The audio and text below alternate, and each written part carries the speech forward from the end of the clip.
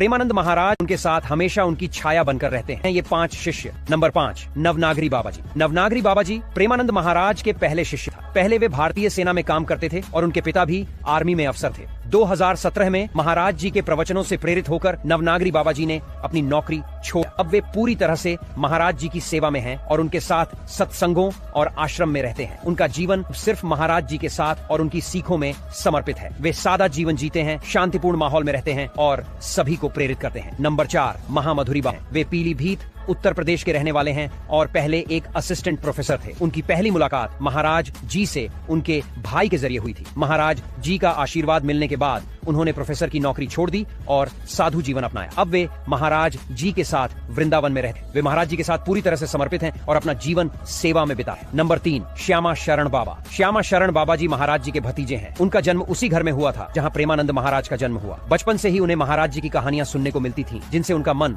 भक्ति की ओर खिंच गया। श्यामा शरण बाबा जी ने दीक्षा लेकर महाराज जी के शिष्य बन गए। अब वे हमेशा उनके साथ रहते हैं और उनके साथ हर काम में भाग लेते हैं। नंबर 2, आनंद प्रसाद बाबा। आनंद प्रसाद बाबा जी पहले फुटवियर्स के बिजनेस से जुड़े हुए थे, लेकिन जब उन्होंने महाराज जी से मुलाकात की तो उनका जीवन पूरी तरह से बदल गया। उन्होंने अपना पूरा बिजनेस छोड़कर महाराज जी की शरण ली। अब उनका जीवन पूरी तरह से सेवा और भक्ति में समर्पित है। वे हमेशा महाराज जी के साथ रहते हैं और उनकी बातें समझते हुए अपना जीवन जीते हैं। नंबर 1, अलबेली शरण बाबा।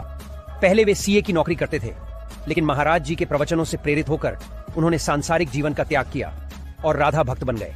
वे महाराज जी के मार्गदर्शन में अपना जीवन जीते हैं और उनके सिद्धांतों को फॉलो करते हैं।